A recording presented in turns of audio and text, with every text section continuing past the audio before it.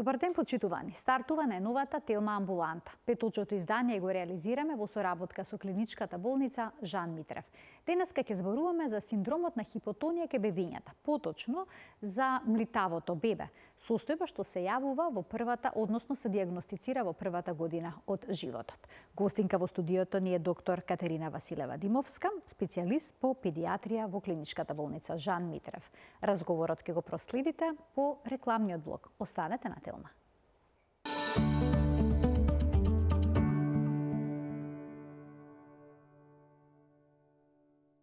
За хипотонијата, односно млитавоста кај бебињата. Денеска зборуваме со доктор Катерина Василева Димовска, специјалист по педиатрија во клиничката болница Жан Митрев. Докторке, добре дојдовте во студиото на Телма и добар ден. Добар ден и на вас и на гледачите.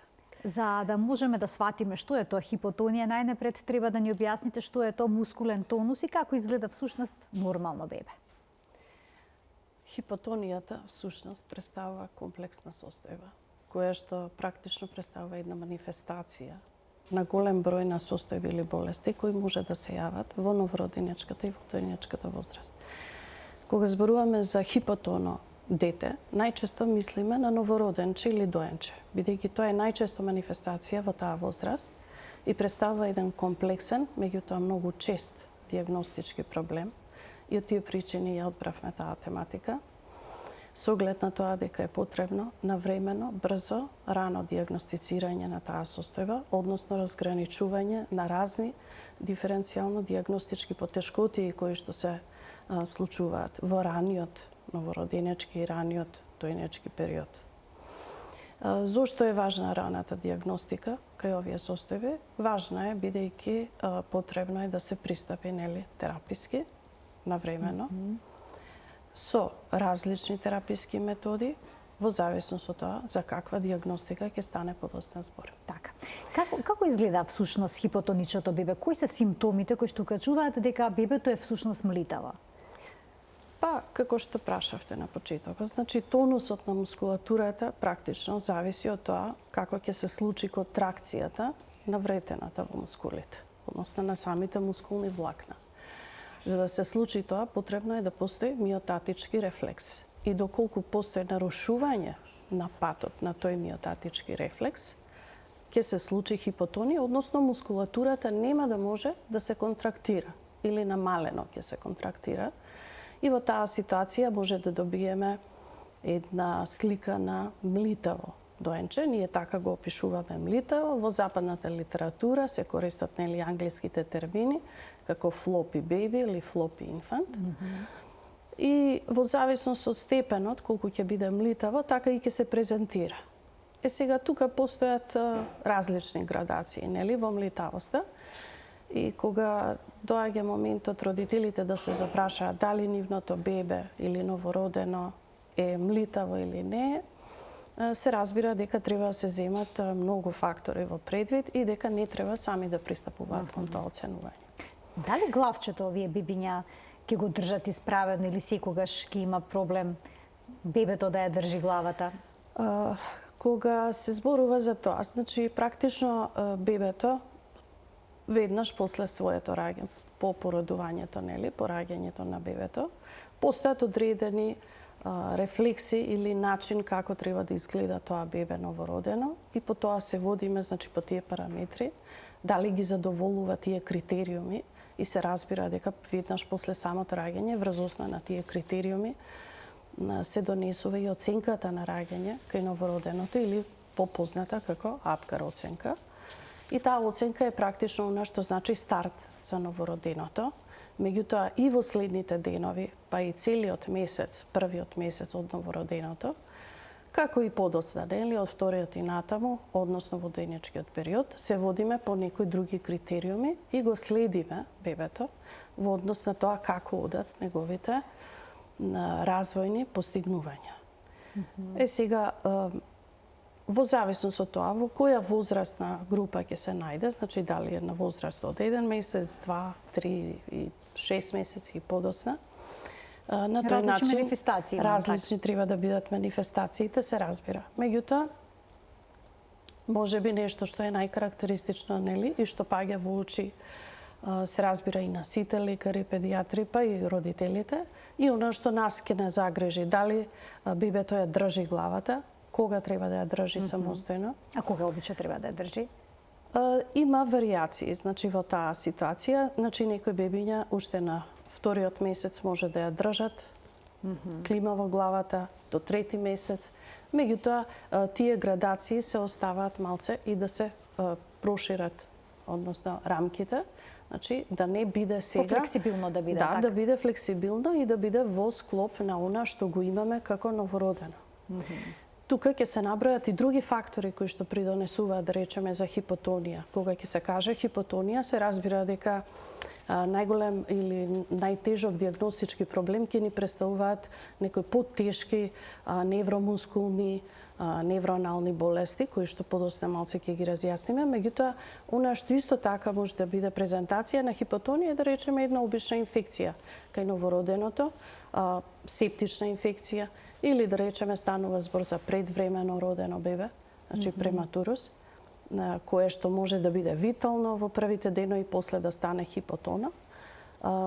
Во склоп на... Уште малку би се задржала само на симптомите, нешто вака поконкретно да им кажеме на родителите. Значи, кажавте во зависност од возраста различни симптоми може да се јават. Еве држењето на главата, што е, да речеме, со јаките сензации, дали ќе се завртат, ќе имаат ли интерес да посегнат по играчка, да се свртат од стомак, од грб на стомаче, да полза, дали сето тоа е дел од проценката на оваа состојба? Така е. Многу моменти во текот на самиот преглед кај бебето се важни во однос на дали тоа ја држи главата, како ја држи. Значи, дали при тракција или влечење на бебето за рачињата заостанува главата во однос на телесната оска или таа се подкрива. Значи, тоа се суптилни работи кои што се разбира треба малце и искуство за да се стекнат и за да се доловат кај испитувачот, кој да е. Понатаму седењето, дали е тоа самостојно или е со подпирање. До кој период и како треба да седи бебето, например, често пати ќе се случи во амбуланта на преглед да дојдат бебиња кои што се на 8-месечна возраст, а се уште не седат самостојно или родителите мора да ги подпираат, да ги поддржуваат. Што тоа значи и дали веднаш представува тоа сомнеш за некоја диагностика, се разбира дека треба да постои сомнеш, меѓутоа не значи дека тоа дете со сигурност, ќе отстапи од рамките на она што е дозволено и дека нема да има понатаму нормален развој или дека нема да ги стигне своите врсници.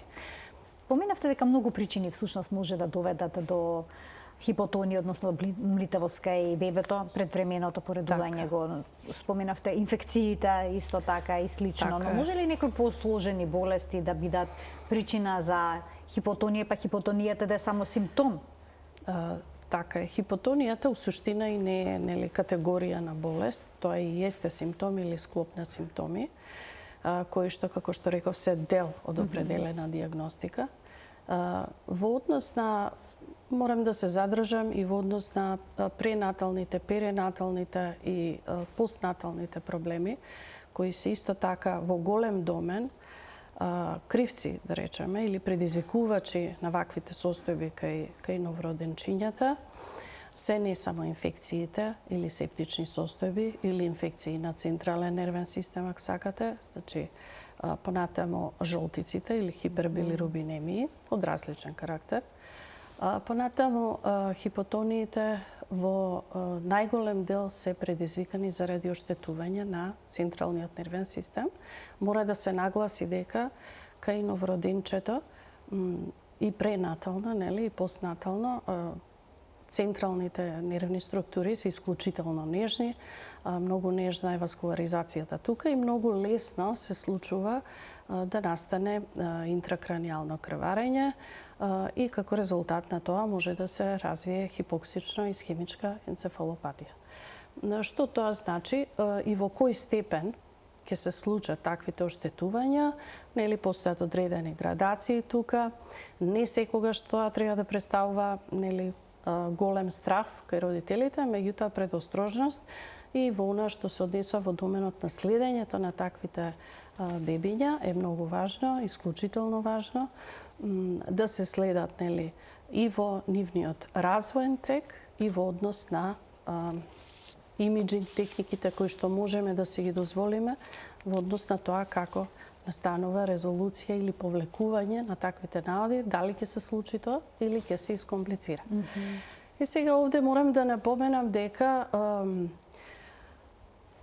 проблемите или повредите кои што настануваат во перинаталниот, постнаталниот период практично се главните причинители на она што се вика хипотонија, меѓутоа хипотонија која што ќе резултира многу брзо во еден хипертонус, односно во една спастичност на мускулатурата, да, спастичност на мускулатурата на телото и се разбира промена во наодот клинички кој што ќе го добиеме. Генерално се мисли на промена во наодот на рефлексите. Со оглед на, да, и во зависност од тоа, значи самата хипотонија може да се манифестира и по аксијална осовина, може да се манифестира на периферија или да се манифестира целосно. И сега кога зборуваме и за други причини, тука се вбројуваат големи категории на болести, во кои што мора да се наведе дека тука спаѓаат, нели, ендокрини нарушувања кај детето, како што е, например, Прадер-Вили синдромот, потоа хипотирозата конгенитална. Значи проблем со тироидната жлезда, така? Така е, и тие исто така може да бидат причина за една хипотонија.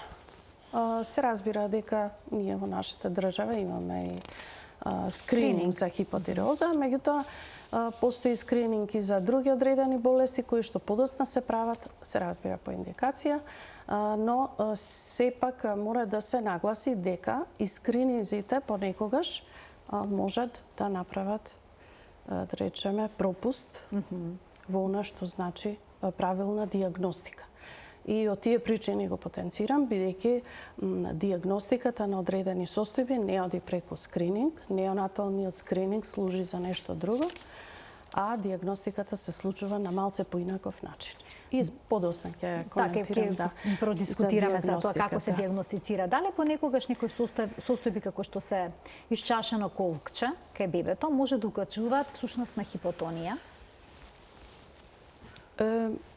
Одредени, да речеме, состојби кои што ќе дадат изолирана, можеби, неподвижност на еден или два екстремитети, во случајов еве што го наведувате, исчашено колкче, Дислокација негова. Дислокација, да речеме, нели доколку постоело јадрото и така натаму, тоа во зависност од возраста, секако дека може да даде хипотонија, меѓутоа таа нема да биде, нели, аксијална, односно ќе биде изолирана. Да речеме, ако имаме оштетување на одреден нерв, чести се и перинатални трауми, нели, кои што даваат млитавост на еден екстремитет. Вие наведовте со колкчето, па што ќе резултира со, да речеме, една млитавост на едниот екстремитет доле, односно ноџето, а може да се случи тоа и на едната рака, може да се случи неможност за движење, односно тортиколиз, да речеме, кога имаме тоа се повторно повреди, перинатални травми, кои што сепак ќе се анализираат како изолирани состојби, што не значи, нели, дека не би требало да се истражат и генерално во она што значи биохемиска диагностика и дали тоа може да биде дел од некоја друга состојба, општа состојба. Дали секогаш оваа состојба, овој синдром на хипотонија, односно млитавост кај бебето се забележува веднаш по раѓањето или пак може понекогаш и подоцна да биде воочено? Да, одлично прашање во таа ситуација, значи најтешките форми, да речеме, на хипотонија кои што ќе се манифестираат многу рано во неонаталниот период, практично веднаш ни презентираат состојба на потешкоти во цицењето, значи во хранењето, потешкоти во дишењето, па настануваат периодични паузи во дишењето или апнеи, понатаму една млитавост на целокупната мускулатура и да речеме тоа се состојби кои што најчесто представуваат, односно влегуваат во групата на генетски болести. Може тука слободно да се спомене, нели, спиналната мускулна атрофија, понатаму, потоа тука може да се вброи конгениталната мијастенија, транзиторна мијастенија и некои други состојби на токсичен ефект, да речеме, од одредени лекови, кои што малце ќе ги ставиме понастрана. Многу повеќе не плашат наследните болести. Таквите новородинчиња многу брзо завршуваат на респиратор, односно на машина за дишење, заради немошност нивната мускулатура, нели, да го покрене белодробието и да овозможи нормални респирации. Тешките форми на наследните болести ги воочуваме во првиот, вториот месец. И тука се разбира дека доаѓаат во предвид огромен број на испитувања. Генетски правите анализи? Така е, значи без разлика, нели, сега за која фаза зборуваме од првата година од животот, се разбира дека се пристапува кон темелна диагностика што подразбира и биохемиски анализи, значи она што не интересира од параметрите во крвта да издвоиме. Понатаму станува збор за обавезно ултразвучна метода, значи постојат група на болести кои што изузетно одат, нели, со нарушување и на функцијата на срцевиот мускул, па така да ќе имаме едно пореметување на ЕКГ, значи ултразвук на срце потребно е да се направи. Потребно е да се направи ултразвук на мозочните структури до моментот додека имаме отворена фонтанела и пристап, за да може, нели, да погледнеме со ултразвучна сонда.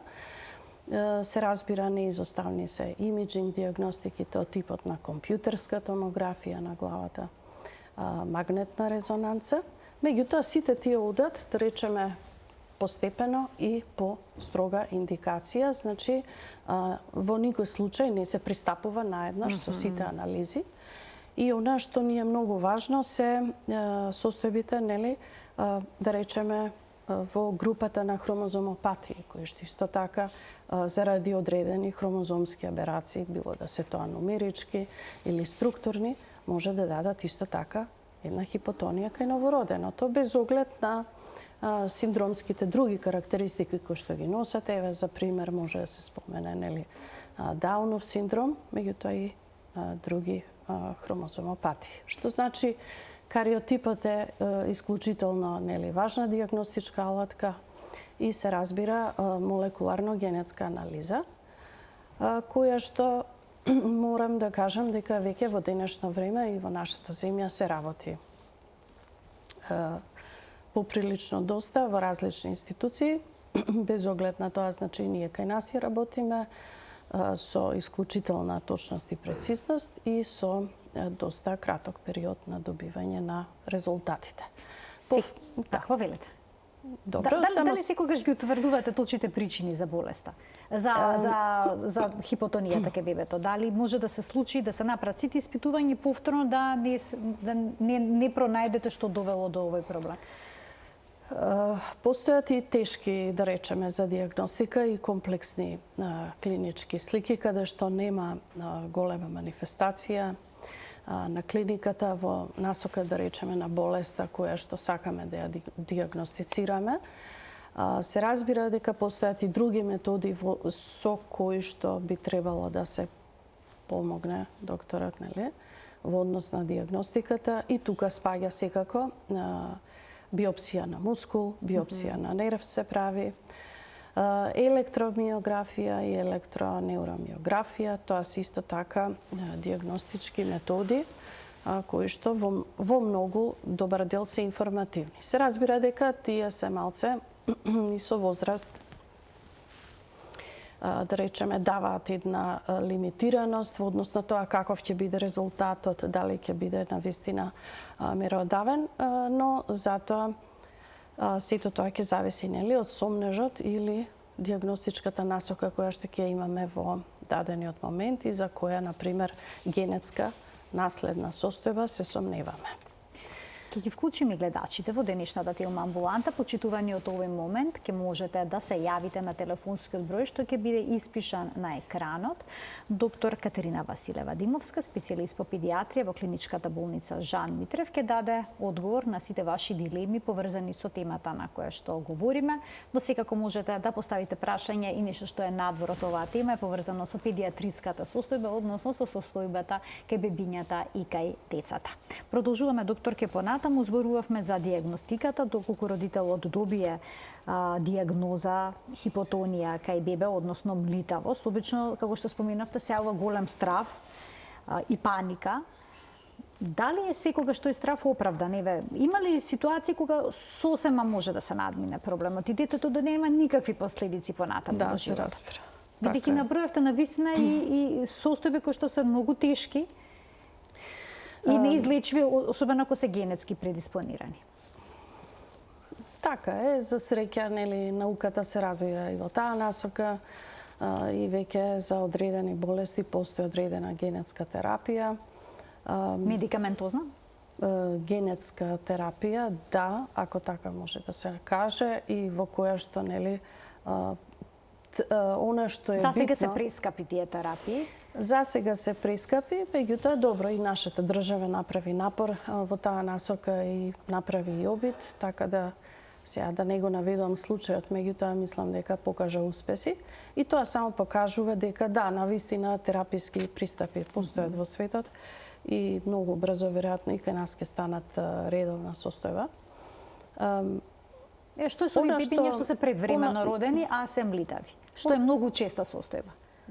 Така е, може би повеќе акцент ставам на потешките состојби, затоа што таму најмногу, нели, ни оди предострожноста, меѓутоа постојат и банални состојби, еве да речам, не во случајов да речеме надминливи, еве така да ги кажеме, значи една состојба на зголемено ниво на калциум во крвта или пореметување на нивото на калиум, исто така може да доведе до една хипотонија. И се разбира дека тука таргетираме електролитниот статус, ако се електролитниот статус. Може тоа при повраќање при пролив да се случи? Да, може и при повраќање, но може на пример и во состојба на рахит, која што исто така може да биде, да речеме, во една подискретна слика, треба време малце да се клинички да се манифестира со оние класични знаци, меѓутоа тоа малце ќе биде, да речеме, ќе го ставиме во доменот на матичната служба која што треба доста ревносно да ги следи тие работи.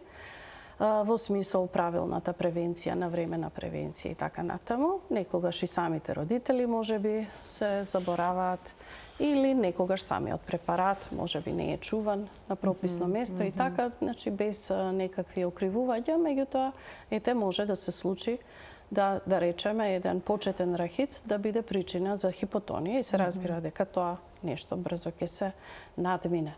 Кога станува збор за предвремено родените, кои што ги наведовте, кај нив, нели, прематуроси можат се поместува доста границата, па така да во зависност од тоа за каков прематуритет станува збор и од која гестацијска недела можеби и така ќе оди и развојниот нивни дел. Во однос на нивните постигнувања мора да се каже дека најчесто одат со мало задоцнување, што во никој случај не значи дека нема да ги стигнат своите врсници во даден момент. Од тука е важна, нели, важно е следењето нивно секој месец. Како изгледа тоа следење? И каков тим на стручни лица се вклучува? Развојното следење подразбира не само педиатриска грижа, подразбира мултидисциплинарен пристап. Дел од нештата ги кажав претходно. Значи, раната дијагностика, имиджинг дијагностика е важна во овие состојби. Важно е следење од страна на дефектолози, кои што во првата година имаат исклучително важна улога кај бебињата со оглед на тоа дека они ги тестираат и ги прават тестовите во кои што гледаме какви се развојните постигнувања месец за месец. И при тоа се прави, нели, споредба или крива. Тоа е едниот параметар кој што сакаме да го имаме кога го следиме бебето, Другиот параметар секако е анамнезата и она што ние ќе го процениме на преглед. И третата работа која што е исто така важна се испитувањата. Освен биохемиските испитувања кои ги наведов, крвните анализи, исто така и ултразвучната метода која што морам да кажам и како скрининг и како дијагностика е доста корисна во раната дојнечка возраст, особено за прематурните бебиња кои што претрпеле одреден степен на оштетување, но кое што да речеме се повлекува, се надминува. И сега пак морам да се надоврзам, бидејќи зборуваме за мултидисциплинарност и тука се разбира дека и терапискиот пристап, односно ќе биде различен. Ќе биде, да речеме, различен, ама кај конкретниве бебиња би требало да се пристапи нели со ран физикален третман. Имаме гледач на линија, ќе продолжиме каде што запревме да му дадеме предност. Добар ден. Добар ден. Повелете. Поздрав на вас и докторката. Покасно се вклучив. Така. Сакам да прашам дали сум во право, покасно се вклучив и дали може докторката да ми каже во 2 реченици или една за кулиевата анемија. Пред 30 години имав роднини, меѓутоа со фатален исход. Се роди детенце, дали има поместување во терапијата за овие 30 години? Дали можете да ми кажете, докторке? Имате уште некој подпрашање, докторке, или тоа е тоа? Добро, ви благодарам за вклучувањето во програма. Кулиевата анемија или тоа се групата на бета-таласемии, сега не би можела да кажам во однос на нивниот наследник, се разбира дека тоа спаѓа во групата на наследни болести, хематолошки состојби и во зависност од формата така и ќе се презентира клиниката. Значи тоа може да биде и потешка, мајорна или минорна форма. Меѓутоа во однос на терапијата претпоставам дека господјата сакаше да праша за генетска терапија, бидејќи тоа споменувавме. Така да тука во тој домен од она што јас сум информирана, сметам дека се уште не, меѓутоа најдобро е да се посочи таму каде што се следат овој тип на пациентчиња. Хематолошките оделенија. Тоа е специфичен, хематолошки одел, хематолошки педиатриски, кои што исклучително се бават и со истражување во овој домен и со терапијата. Така, ние продолжуваме понатаму. Споменавте дека потребен мултидисциплинарен тим за да се надмине состојбата на млитавост кај бебињата. Да. Дека во зависност од причината која што стои зад млитавоста, различни третмани ќе бидат предложени. Сега, родителите ќе требали активно да бидат вклучени во сето ова, да речеме и дома? Ќе требали да работат со своето дете или доволно само кај физиотерапевт или пак кај логопед и слично, не знам каде се кај дефектолог сакав да кажам. Така е. Најчесто кога веќе станува збор за редовно следење и водење во смисол на дефектолог и паралелно и со педијатар, се разбира дека станува збор за состојба која што веќе поминува во благохронична, односно нешто што ќе се следи барем извесен период подолг. И во таа насока дефектологот е првата линија која што прави на некој начин и едукација кај родителот во однос на тоа како ќе го третира своето бебе, на кој начин ќе пристапи при неговата при раздвижување на детето, односно дали и како ќе ја спроведе така наречената сензорна стимулација. Што е тоа сензорна стимулација? Бидејќи тука често се споменува сензорна стимулација. Често се споменува и е многу важно кај бебињата,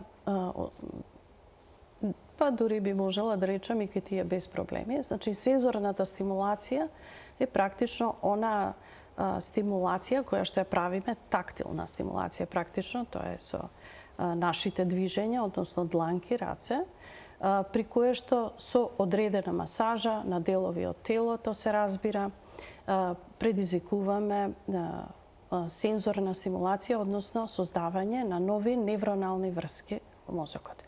И тоа е она што сакаме да го постигнеме во раната возраст, со оглед на тоа дека особено при перинаталните оштетувања кои што ги напоменав, значи имаме оштетување на дел од мозочните структури, односно на дел од невроналните врски. На овој начин практично предизвикуваме возобновување, односно создавање на нови невронални врски, кои што подоцна ќе бидат практично новите невронални патишта низ кои што нормално ќе постои нервацијата. И тоа е нешто кое што е исклучително важно, без разлика колку изгледа, нели, може би лежерно или нешто не многу важно или не е кутија со лек, не е медикамент. Но всушност меѓутоа ја има подеднаквата важност во овие состојби, па дури и кај други состојби. Значи, а кај генетските нарушувања? Кај генетските нарушувања се разбира дека може да се примени физикален третман и масажа на мускули, меѓутоа тоа оди малце во на друг начин, друга е постапката и овде веќе не станува збор за сензорна стимулација. Со оглед на тоа дека преку сензорната стимулација практично предизвикуваме регенерација на невроните и невроналните врски во мозочните структури. Другите генетски болести најчесто представуваат практично нарушување или на невроналната плоча или представуваат пореметување на долниот моторен неврон. И во таа ситуација имаме други цели со физикалната терапија и тоа е веќе физикален третман кон кој треба да се пристапи по спроведената диагностика. Значи, претходната примена не би ги давала саканите резултати, бидејќи ние практично во тој случај немаме јасна диагноза. Кои би можеле да бидат трајните последици од нетретираните деца кај кои што се јавила млитавост на времено доколку не се реагирало? Па повторно да се навратам во зависност од диагностиката. Значи, генетските болести, наследните, тешките состојби кои што одат со една генерализирана хипотонија и нарушување на можноста да се реализираат функциите кај бебето, се разбира дека ќе завршат лошо и дека тоа не го посакуваме. Хипотонии кои што се манифестираат во подоцнежна возраст, значи тие не ги напоменавме, значи тука е големата група на мускулни дистрофии, некаде после возраст од 1 година, секако дека и кон нив треба да се пристапи кон навремено и правилно диагностицирање, бидејќи тие исто имаат еден одреден тек. Обично на која возраст се јавуваат? Значи, првите симптоми може да се случат и пред година, најчесто после возраст од 1 година, кога проодува детето и во тие ситуации добиваме една малце поразлична клиничка слика. Значи, настанува и хипотонија, да речеме, потешкоти и водење, неможност за движење, најчесто се тоа, хипотонија на екстремитетите. Во овие ситуации, значи, немаме ние нарушување на централниот нервен систем, односно неговите дететовите, да речеме, ментални постигања се задоволувачки и станува веќе збор за една малце поразлична категорија на пациенти. Може ли хипотонијата, односно млитавоста на мускулатурата, на мускулниот тонус да влијае и на менталниот развој на детето? Да го засегне? Или пак повторно зависи од ситуацијата? Добро, така, да речем, на некој индиректен начин да, но еве пак е тоа некоја ситуација кај прематуритетот и се разбира дека физичките или моторните постигања се важни и за менталните постигања. Нели, детето треба да посегне по предметите и да ги земе во раце, за да ги разгледа, или треба значи, неговата радозналост, која што исто така е важна за когнитивниот развој, би требало да се задоволуваат паралелно, односно да се постигнуваат на некој начин паралелно. Така, развојот тече паралелно, всушност. Развојот, да, тече паралелно. Во одредени фази од животот, едните се подоминантни во однос на другите, но ако не може посегне по играчка да земе, да црта и слично, тоа ќе се одрази на менталниот развој? Да, во секој случај да би можело, меѓутоа тоа е една друг тип на состојба, на пример, зборуваме за состојба како што е спиналната мускулна атрофија или конгениталната мијастенија, тоа се веќе други состојби, но да, во извесен степен веројатно ќе го наруши когнитивниот развој или барем ќе го успори. Има ли состојби кај кои што ќе се забележи млитавост кај децата, но нема да се препорача никаков третман? Може ли тоа да пројде само од себе? Тоа не би смеело да се случува, значи секоја млитавост која што ќе се нотира, ќе мора да се следи. Во најмала рака, доколку испитувачот се сомнева, макар и најмалку, на одредена патологија, би морало малце позачестено да го следи истото бебе или детенце и да го повика во рок од 2 месеци, барем 2 пати или 3 пати, за да може да направи компарација во однос на она што го видел првиот пат и вториот пат и така натаму. Мора да се земе во предвид дека првиот преглед не може секогаш 100% да биде објективен.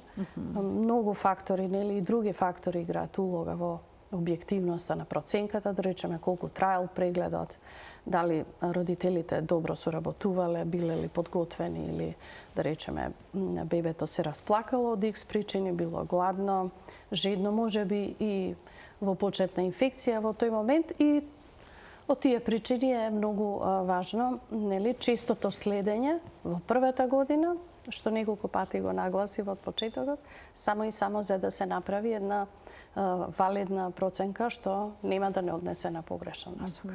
Често се среќавате со некаква форма на млитавост кај бебињата? Не се толку чести, барем не во мојата пракса, меѓутоа морам да напоменам дека најмногу се гледаат и во периодот неонатален, значи во единиците за интензивна нега и во перинаталните единици, и оделите за неонатологија. Тука доминантно се јавува, значи, најтешките состојби и проблеми и се разбира последна година. Така, неврологот има некаква улога во детскиот невролог во процесот на диагностика? Детскиот невролог, апсолутно. Мислам, од самиот старт треба да биде вклучен во насока на сите диагностики што ги наведов. Понекогаш од помош се и адултните невролози со оглед на некои методи кои тие ги работат во нашиве околности тука, да речам, во земјата. Да, понекогаш и тоа. Мускулните биопсии, биопсија на нерв се дел од специјалистите по патологија, така да нивните наоди исто треба да бидат се од доста драгоцена важност. И морам да ги напоменам како клучна гранка и можеби најважната во целото ова се практично молекуларните биолози, односно генетичарите. И она што значи одредување на кариотип и одредување на генетика преку анализа на ДНК. И постојат различни типови на анализи кои што тука се спроведуваат, не би навлегувала во тоа, меѓутоа постојат многу такви широки можности во нашата земја и постојат и кај нас во нашата така, во клиничката болница Жан Митрев. Да. Доколку не се работи за генетска позадина, а бебето е предвремено родено или пак имало некаков инфект и се јавила млитавост, за колку време обично треба да се надмине проблемот? Има ли некакви граници кои што се поставени кога се очекува бебето да се нормализира во однос на мускулниот тонус? Тоа би било многу сега, како да речам... Претпоставам дека тоа е едно од прашањата на родителите. Кога ќе биде добра? Да, се согласувам, но кога сме задоволни од сите други анализи, а да речеме односно сите последици настанале заради некакви минливи состојби во перинаталниот период, даваме еден период до 1 година за надминување на состојбите и да не се докомплицираат понатаму. Инсистираме на редовна физикална терапија, редовни вежби, меѓутоа во најголем дел од случаите тие се надминливи. Се надминуваат. Тоа е многу важно што се надминуваат.